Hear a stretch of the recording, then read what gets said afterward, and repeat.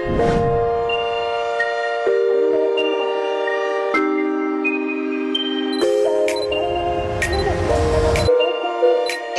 mode.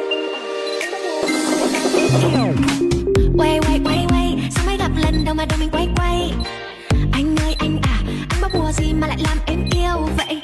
Baby em nói từ đầu tôi biết làm you say mai kia coi ngày sau cái ngày nào thì nhà mình đóng con vậy. Airplane mode.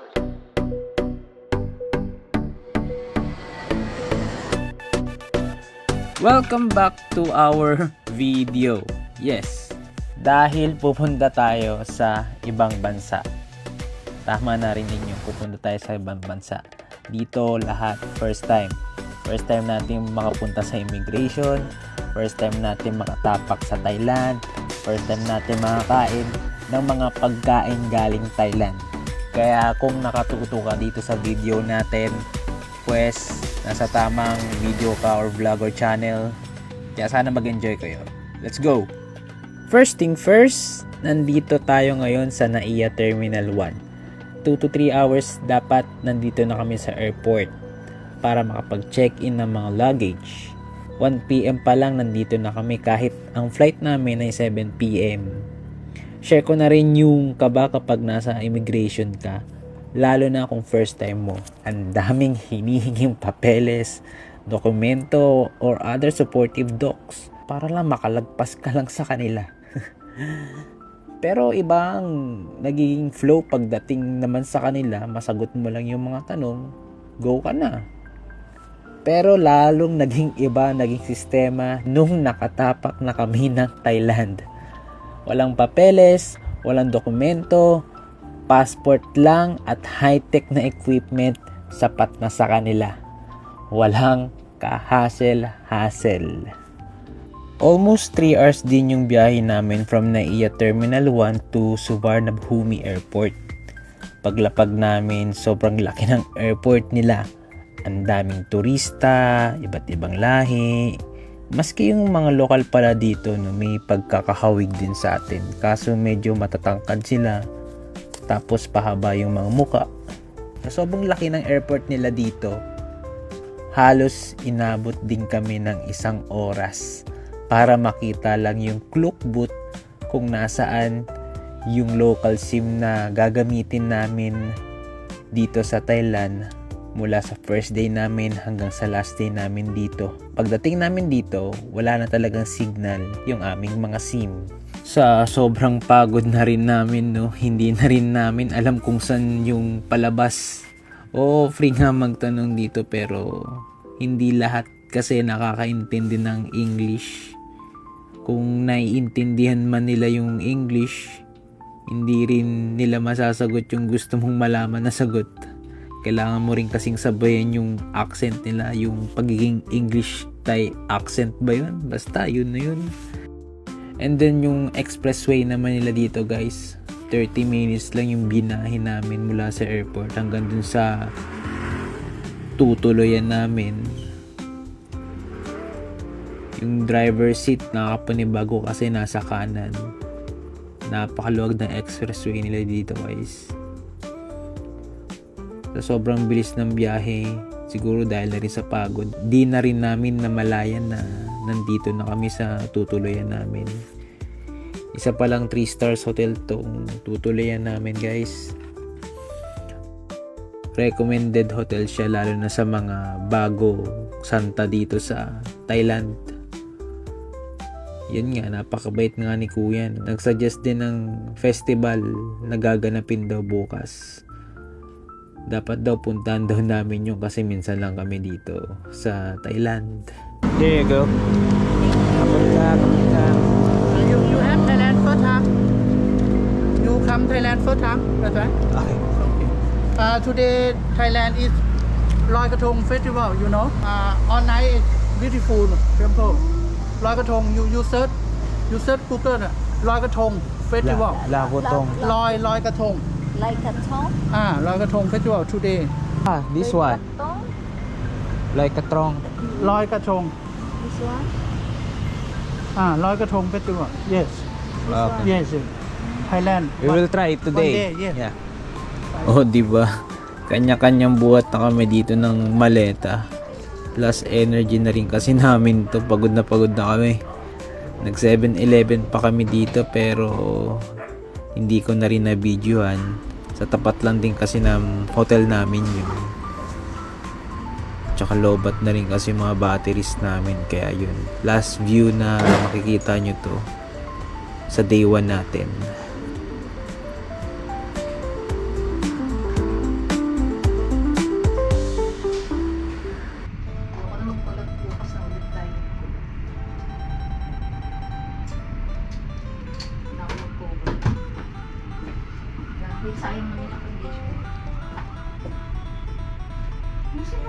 Ito yung unang selfie video namin, no.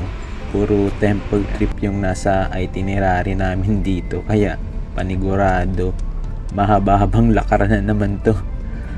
Alam nyo ba yung mga hill riding services nila dito, walang helmet. Tsaka pwede silang may 3 pasahero sa likod. Tsaka kung nakikita nyo, parang MRT lang sa SM North tong nilalakaran namin, no. Papunta kami sa Central World. Dahil dun naghihintay yung Klook service natin. Ito yung isa sa mga makikita mo dito sa Central World. Yung mga statue ng elepante. Okay, 1, 2, 3. Ang dami nila kahit saan makikita mo dito. Dito makikilala din natin si Bo. Are we wait here? Yan si Bo, ang ating tour guide for today's video, no? In fairness, magaling siya mag-English pero kailangan sabayan mo pa rin yung Thai-English accent niya para maintindihan niya yung tinatanong mo. Ayan, kung makikita nyo, papasok na kami ng van namin. Para kaming nasa luxury van. Ang linis kasi tapos sobrang comfortable ng upuan nila. Yan, turuan muna kami ni Bo ng Thai lesson. Basic Thai lesson lang yung tinuro niya sa amin. Great lady. We say สวัสดีค่ะ Speaker is boy says สวัสดีครับ สวัสดีครับ So everyone, let's try to greeting in Thai together. Are you ready? Yes. Okay ค่ะ 1, 2, 3. สวัสดีครับ Thank you ค่ะ ขอบคุณค่ะ ขอบคุณ is mean thank you. Yeah. So สวัสดี is for hello. Good morning, good afternoon, good evening, good night. Every time for morning until now you can use this word สวัสดี and then อีสาน in Thailand when you call someone who older than you, you should put P in front of the name. That's why I have to call him P Sak. ปี If ศา you จ cannot remember his And then 15 minutes lang din yung biyahe papunta sa first destination natin.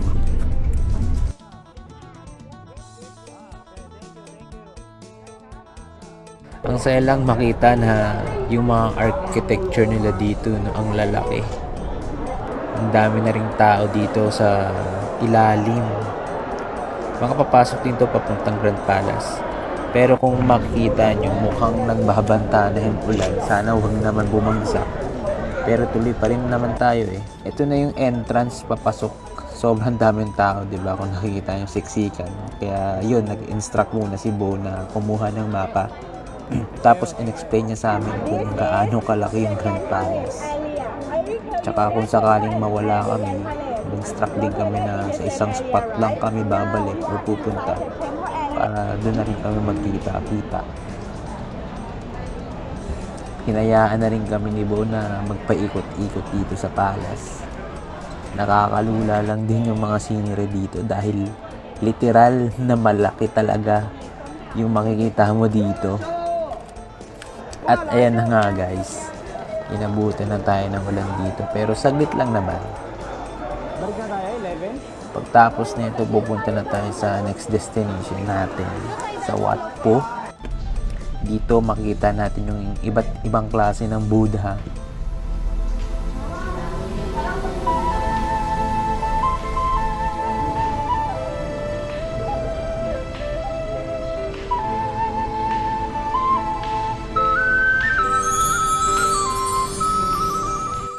Meron din silang praying room dito at pinapatanggal yung mga sapatos bago pumasok.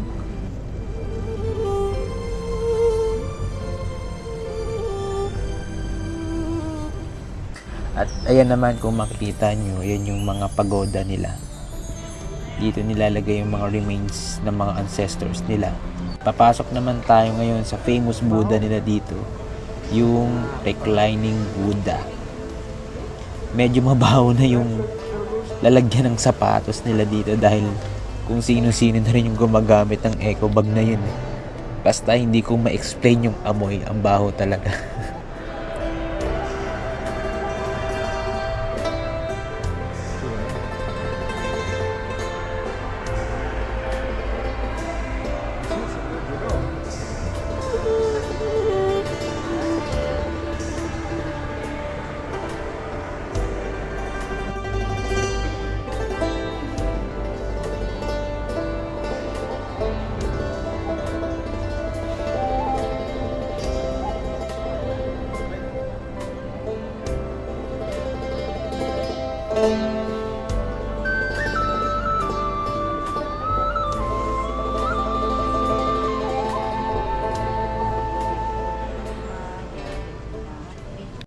Ayan, kung sa Pilipinas may laglag barya ng mga sindikato, dito may laglag barya din, pero donasyon naman para sa mga monghe na naninirahan dito.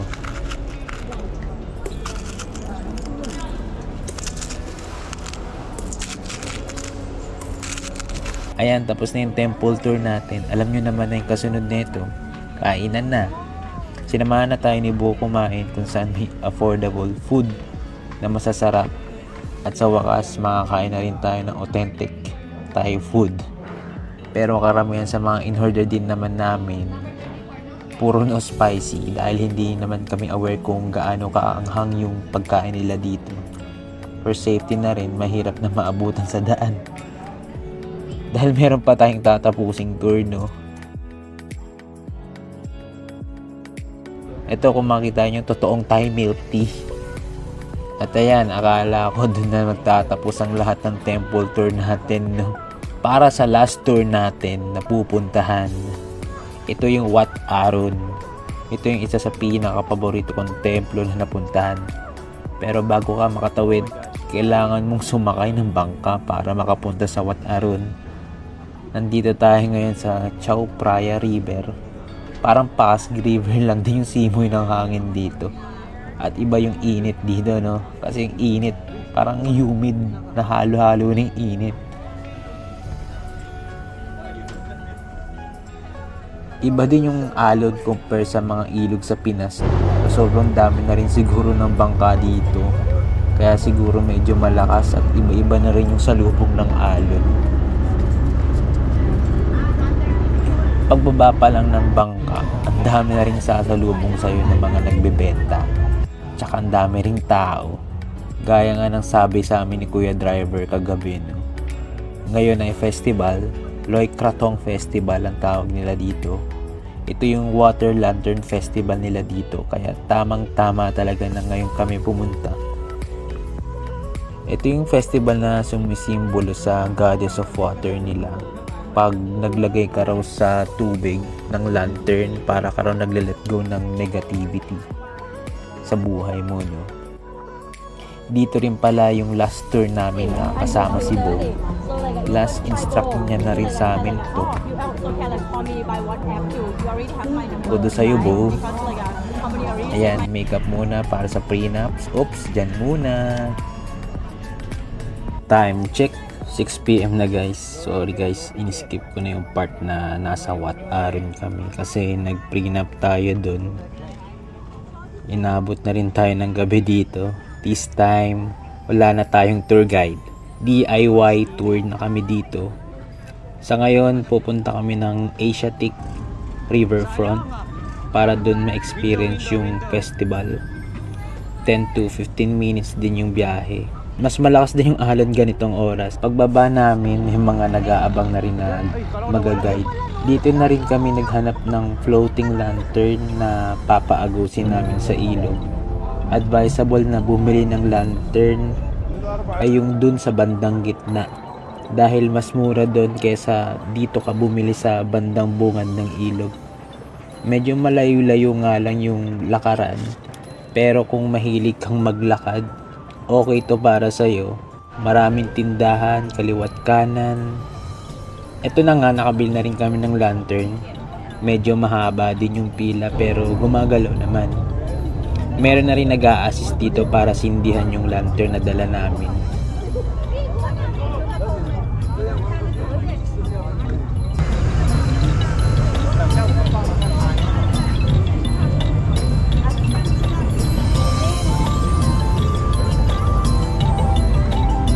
Go.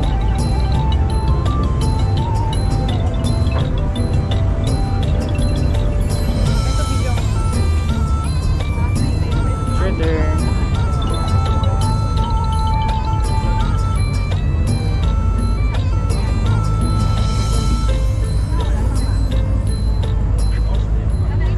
Ayun na nga, inabutan na rin kami ng traffic dito. Kaya ang ginawa muna namin, bumili muna kami ng pagkain. Dito lang din yun, malapit sa McDo. Pagtapos nun, nag-shopping na rin kami. Yung parang mall nila or divisoria nila dito. 1 AM na rin kami nakauwi. Di ko na rin na video yung ibang part, nalobat na rin kasi ako. So yun na muna, no? Dito muna natin tatapusin yung araw. Wait. Alam niyo na siguro kung bakit kami tumatakbo. Siguro naman alam niyo na. Tayong mga Pilipino kasi mahilig tayo sa Pilipino tayo. Kaya ito, naghahabol na naman kami ng cloak service. Buti na lang mabait yung tour guide namin. Tsaka yung nauna sa amin mga Pinoy din. Siguro naman understandable na sa kanila yung kung bakit kami late. Bali yung first destination namin dito ay yung Maeklong Railway Station. At makikita to sa bandang province na rin ng Thailand. Si Kuya Paul nga pala yung tour guide natin. Bale, may kumulang 30 to 40 minutes yung biyahe papuntang Maeklong Station. Bale si Kuya Paul yung tour guide natin ngayon, hindi na si Bo. Siya ang tatapos ng mga itinerary natin na pupuntahan dito sa Thailand. Balik naman tayo sa Maeklong Railway Station. As usual, ang daming tao dito. Mas maraming tao dito kaysa mga temple na pinuntahan namin kahapon. Dito kasi, yung pinaka main event ay yung pagdating ng tren. Anong kinaiba nito sa ibang tren? Dahil dito makita mong buhay na buhay ang railway, kung saan dumadaan ang tren. Kabila ang business, mapakaliwat kanan, parang gusto mong bumili. May oras din yung pagdating ng tren dito.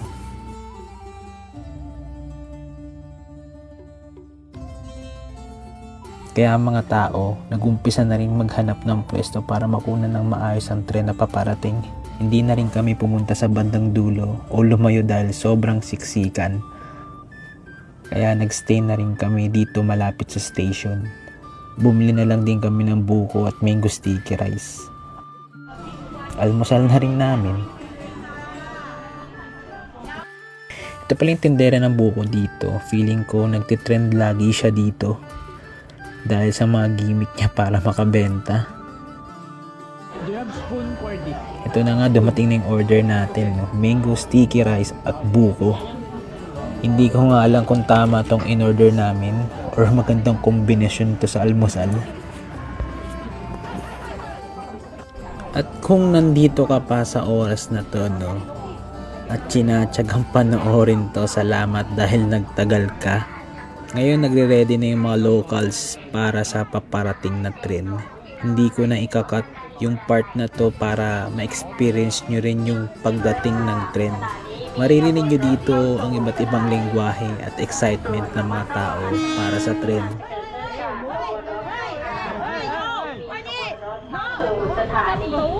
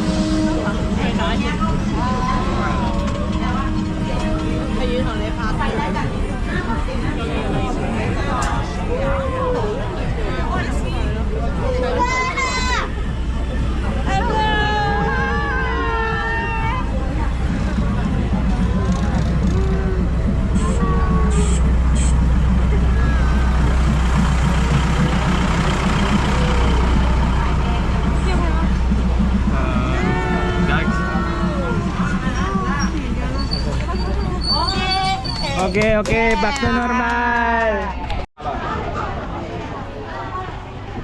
甜甜甜，冰冰冰จ้า进来จ้า摇嘛摇。 Ayan, pabalik na kami sa station. Akala namin mabilis yung takbo ng tren, mabagal lang din pala. Ang galing lang kasi ginawa nilang tourist destination yung ganitong klaseng lugar. Mapapasana all ka na lang talaga. Kung i-compare yung Maeklong Station sa Pilipinas, para siyang combination ng PNR, Quiapo at Baclaran. Ganon yung vibes niya. Pagtapos naman namin dito, pupunta na tayo sa pinakakilalang tourist destination dito sa Thailand. Ito yung floating market. Yung dating sa picture at Sokmed ko lang nakikita, no? Mapupuntahan at ma-experience na rin namin.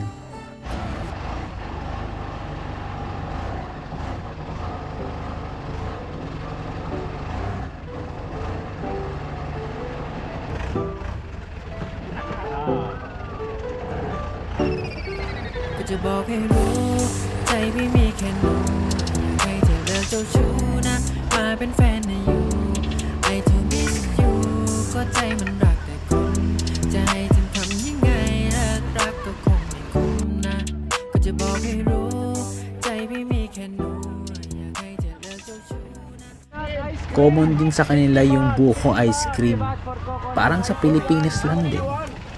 Isa to sa mga finiflex ni Paul sa amin. 1, 2, 3. There you are. Take photo. Hello, Take photo. I want coconut ice cream. I want coconut ice cream. Ice cream yummy.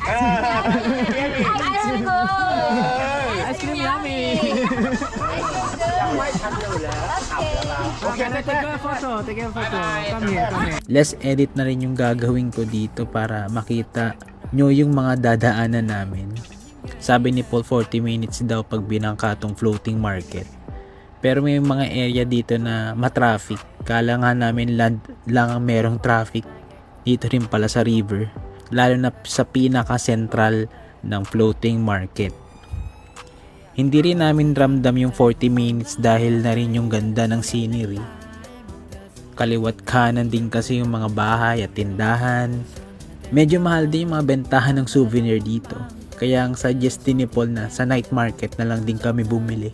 Kung ihahalin tulad yung floating market sa Pinas, para siyang combination ng Baseco, Pasig at Divisoria. May amoy din kasi yung ilog. Kaya kung maarte ka, hindi para sa'yo to.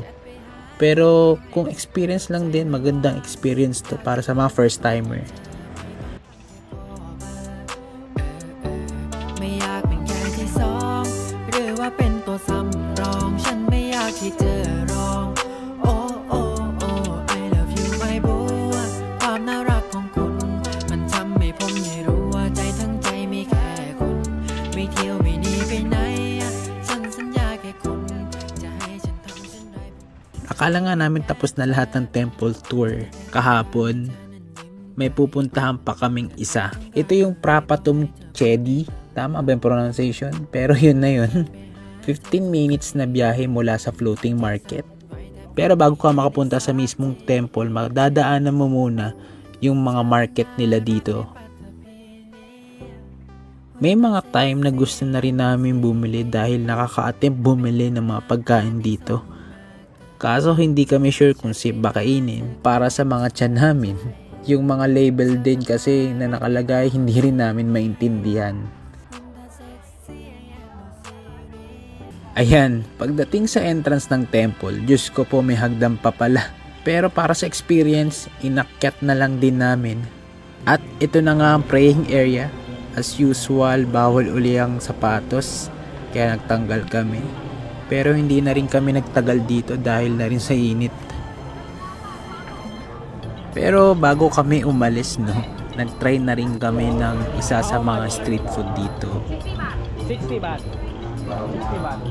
Ito yung isa sa mga familiar sa nakita namin. Para siyang calamares. With feet.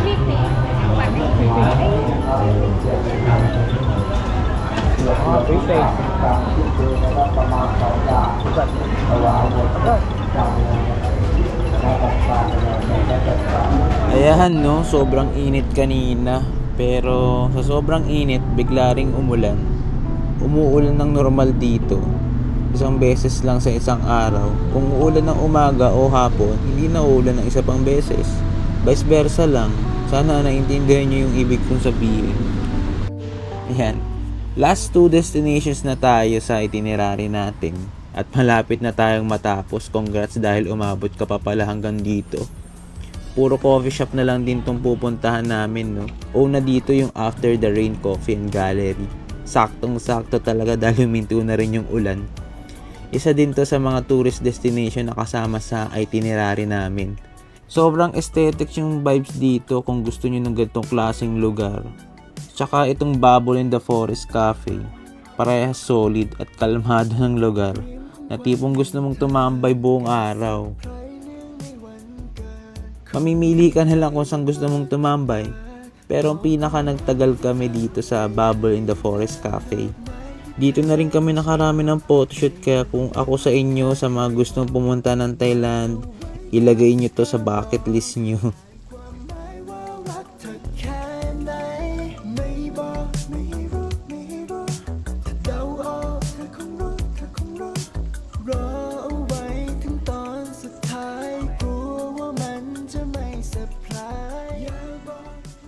Ayan, matatapos na yung araw, napakakalmado ng sunset.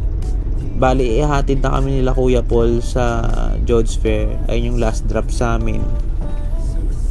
Isa ito sa malalaking bazaar dito sa Bangkok. Nandito na rin kami sa bazaar, kaya sumubok na rin kami ng kung ano mang makakain dito. Sinubukan namin dito yung roti. Para siyang fried waffle na may Nutella.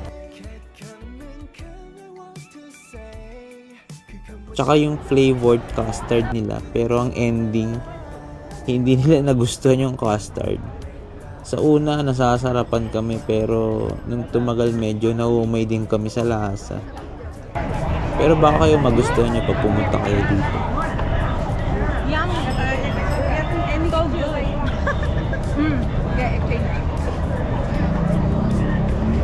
I'll try. Pagtapos pala dito sa George Fair, bumalik na kami ng Central World dahil may agenda pa tong mga kasama ko, no?